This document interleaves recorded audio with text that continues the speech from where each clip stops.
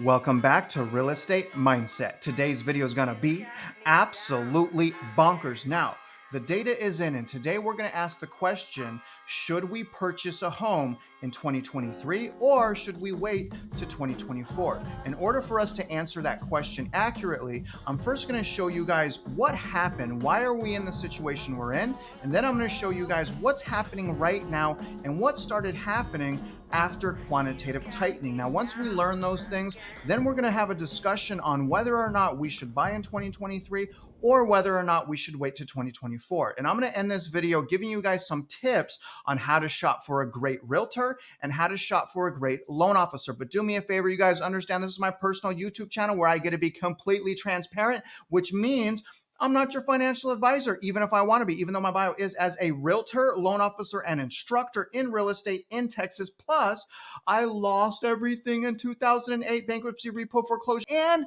dug my way out of the gutter to get where I'm at today, which is renting. But I converted my primary residence to a rental, and now I'm renting myself, really just waiting on the housing market so that prices come down, which is what we want to happen this year in 2023. So really the question is will prices go down enough for it to make sense to you? I will have everything chaptered in this video, so please guys do me a favor for all of this effort. Everything is going to be linked as well as far as the data. Like this video for me if you can, guys. Please subscribe if you haven't already. Shoot me a comment below. You guys know I need to hear from you. I love hearing from you. But regardless, let's start with what happened exactly. And the answer to that is COVID and quantitative easing, PPP, EIDL loans, right? Cheap and free money. So as a result of all of the COVID, the lockdowns, the quantitative easing, and the money printing, it basically messed up everything. So where I want to start is interest rates. Let me paint a picture of how important interest rates really are. So as we can see here, this is January 2020 to January of 2021. Essentially, we had 2 years of extremely low interest rates. In fact, unprecedentedly low interest rates. And we already started at relatively low interest rates before COVID. The average interest rate was low, you guys, at 3.72%. However, that began to plummet as soon as lockdowns opened. You guys can see the interest rates plummeted and stayed in the low 3% and the 2%. Look at this. This is so crazy, you guys. Look at how low the rates were. They stayed like this for about 2 years before finally going up. So as a result of this extended period of low interest rates, more and more people were able to qualify for a mortgage. And when more and more people qualify for a mortgage, obviously that messes up inventory. Now here's the Fed economic data, housing inventory. Now this is to January 2020 to February of 2022. I only went to February of 2022 as noted here because that is the lowest we hit. So as a result of all of the cheap money, the free money, the PPP, the EIDL, as soon as we got out of lockdowns, people started buying real estate. And we already started with a low number of 928,000 units, about 1 million units. So that was low to begin with. But as soon as lockdowns opened, interest rates plummeted, PPP, people went out and started buying houses. In fact, look at how really inventory never rebounded. We got all the way down. This is historically low. This is shocking, actually, to only 347,000 active units. That is absolutely astonishing. So when there's high demand and there's no inventory, obviously what that does is drastically affect prices. What we're looking at here is the median sales price for homes sold in the United States. So this chart is a 5-year outlook to the peak in June of 2022 to 2017, because I want to show you guys before the run up, house prices were pretty solid. There was a lot of fundamentals, nothing too crazy. So you guys can really see how bad this run up actually is. So this run up right here from basically Q1 of 2020 from Q3 of 2022 represents an increase of 38.2% in about 2 years. So home prices went up about 38.2% in about 2 years. The problem with that, y'all, is that breaks fundamentals. And when this type of equity growth breaks fundamentals, it won't sustain for a long period of time. You know, in normal fundamentals is equity growth generally matches wage price growth of around 5%. Obviously that differs. There's inflation, there's things of that nature. But what I'm saying is essentially home values went up way too quickly and essentially broke every fundamental and safeguard that we had in place. So the question is now that that has all been happening as a result of COVID, what's happening right now? And what's happening right now, you guys, is the Federal Reserve is doing quantitative tightening, not buying mortgage-backed securities, and raising the federal funds rate in order to combat inflation. So now let me show you what has happened since quantitative tightening. So here's the Redfin data center. This is for pending sales in 2022. And what I want to point out is that pending sales are down 36.52%. And I believe that is only a start of what's going to start happening in 2023. Obviously, when sales are down, in the mid 30s, we're going to have a lot of pain in the real estate market. And we've already seen multiple companies close down as far as non-QM lenders and reverse mortgage lenders, as well as title companies, escrow companies, realtors are quitting the business because, again, you guys, 36% of the business has essentially left the housing market on a year-over-year basis. So now we're going back to the Fed economic data 30-year fixed rate mortgage chart. And what I want to show you is since quantitative tightening, so basically from January 2022 to right now, which is 6.33, I want to, essentially I want to point out that we've had an increase of interest rates of 96%. So they have almost doubled in 1 year. Do y'all see that? And that's why we're seeing so many things in the housing market start to unravel. Unaffordability has got extremely out of control, not just because of prices, but because of basically they've doubled interest rates in 1 year. And anyone in the market will tell you that is not enough time for the industry to properly adjust. These radical rate increases really negatively impacts the industry. A gradual rate increase would not hurt as much, but this skyrocketing is historical. A double in interest rates in 1 year has never happened before. Now, as a result of the demand destruction, inventory from a unit perspective is actually up 116% since February of 2020. So we have triple digit inventory growth. And I want to show you guys that right here. So here's February. We had 347,000 units. Fast forward to today. And you guys, what's really crazy about this information here, this line, is generally this goes down. But because of the demand destruction, inventory has actually stayed about the same. And right now we're sitting at, as of November, 750,000 units. Obviously, Fred has not updated this in a very long time. And I believe they're not updating this information because they keep shuffling around the data. I don't know if it's for the recession or GDP or why, but I can certainly tell you that this data is being changed right before our eyes. Nevertheless, what I want to point out is inventory is surging.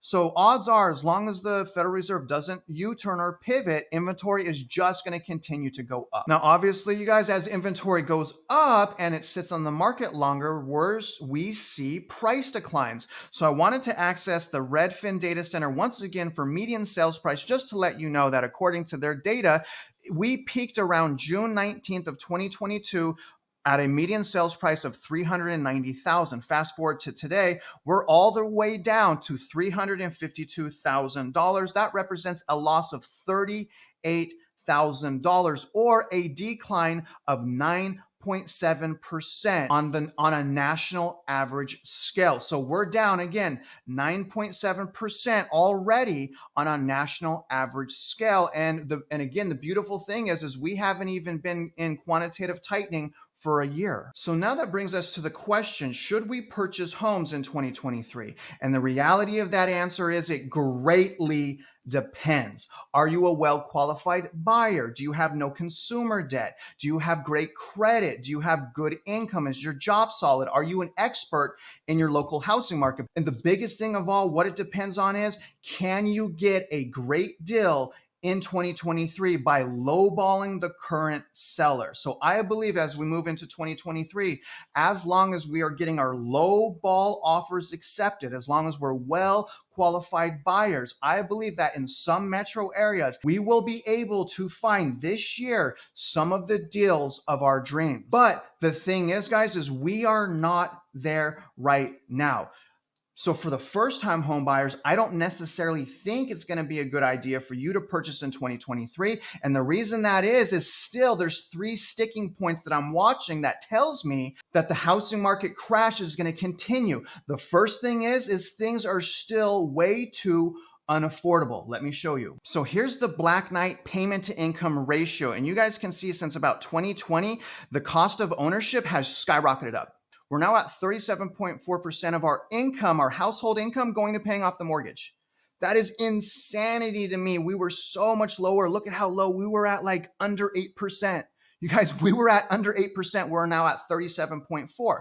So as a result of this skyrocketing up, I know that there is still a lot more work that needs to be done. And if we go back here, the last time things were this unaffordable was the early 1980s. So that's the first thing. In most metro areas, it's still way cheaper to rent versus owning. So affordability is the number one thing. My second sticking point is prices. They're still too high. Even though according to Redfin, they're down about 10%, they still went up 38% in 2 years, and that's not sustainable. Now, the third sticking point for me and why I think it's going to keep getting worse is the rental market. As of right now, and I know seasonally it's a slow time, so I'm really waiting to spring to really hit home on this, but it appears in my own local housing market and across the nation, it appears that the rental market right now is undergoing total destruction, which is completely new. Okay. The last crash, people fled into purchasing real estate because they understood it was generally a good deal when it came to renting it, right? In other words, that rent usually always goes up, but not this time around. Rent is actually going down. And as a result of all of those things, I think that overall in 2023, for most people, maybe not the listeners, it's going to be best to wait. And the other thing that we don't know is, even though I'm well qualified, even if I can get, a deal 20% under market value, which I do plan on doing, if we go into a depression, none of that matters. If we go into a depression, we could be stuck in our homes for 7, 8, 9 years, and the value can go down the entire time. But I believe we're going to have something in between a depression and a soft landing. I believe 2023 is going to be a lot worse than most people are saying. And one of the things that are telling me that is how inverted the treasuries are right now. The 2 and the 10 are so inverted. Generally, that spells out for us a bad recession incoming. So all of the data is essentially saying we have a bad recession incoming. And if the Fed can't control that recession and can't, try to get us to a soft landing, reality is home price value may not even bottom out to 2025 or even 2026. So in other words, you will need to continue to do your due diligence. Let's talk about a couple tips on how you guys can find a good loan officer. So there's really 2 things you need to look for when deciding which loan to take. The first thing is the actual company. The company needs to have as little overlays or rules on top of rules as possible. And the company should also be able to offer you as a buyer multiple types of loan programs, whether it's first-time home buyer program, down payment assistance program, USDA, VA. The lender needs to have an abundance of programs for you so that you can decide which loan program is best for you. So the number one thing is the actual lender. Now, the number 2 thing that y'all need to know is the loan officer. Now, the loan officer needs to be able to understand how to lend the money from the lender. And that varies substantially from loan officer to loan officer. One of the primary things you're going to want to look for is obviously you want a low interest rate, but the name of the game for loan officers is due diligence. You want to try to find a loan officer that is demonstrating overwhelming due diligence, and you want to make sure that your loan officer, and you want to ask them this question: did you run my file through automated underwriting? When a loan officer runs your file through automated underwriting, it allows you to have a better qualification, and most of the time it eliminates the human element of error. So when you're talking to a loan officer, make sure what you're hearing is they want to be safe, even if you don't want to hear it, even if even if you feel like it's a burden and it's too much, it doesn't matter. Their job, a loan officer's job, is due diligence. So you're going to want to look at interest rate, but you're also going to want to pick their brain as far as due diligence. And again, one of the ways to do that is ask your loan officer after they've given you a pre-qualification letter, after they give you the letter, Did they run your file through automated underwriting system? Now, as far as a realtor, how do you find a good realtor? Now, in my opinion, most realtors are cheerleaders and I can't stand it and I don't like it. So one of the ways that you can find out whether or not a realtor is good is, are they able to talk about what's happening in the housing market? Are they able to provide you data versus emotion, right? Can they talk about things like that? So I would start by asking them, what's going on in the local housing market? Another good thing that you guys can do to review realtors is ask them to do a free market analysis on the area that you're looking to purchase in. Have them do a market analysis on price per square foot for the last 3 years, and have them do a market analysis on the rental market for the last 3 years as well. Have a list and basically take notes. And unless you find someone that you absolutely love, keep searching. This is a massive transaction. This is basically the biggest financial transactions of our lives. So we need to treat it like that by using the best of the best. So in conclusion, again, if you're a well-qualified buyer, if you expect home values to continue to go down, and if you plan on lowballing, I believe that we will absolutely be able to find great deals in 2023. But if you're a first-time home buyer, you're barely able to qualify, you're struggling to afford to live right now, in my opinion, you should probably wait till more of the dust settles, prices come down, and for the Fed to U-turn and pivot, because more than likely when the Federal Reserve U-turns and pivots, interest rates will be lower. If interest rates are lower, things are more affordable. So you don't want to get overextended right now is my point. Now, other than that, guys, I really hope that this video helped. I hope it gave you guys some new value, perspective, and insights. And if you are out there investing in real estate, I wish you luck and I hope you win.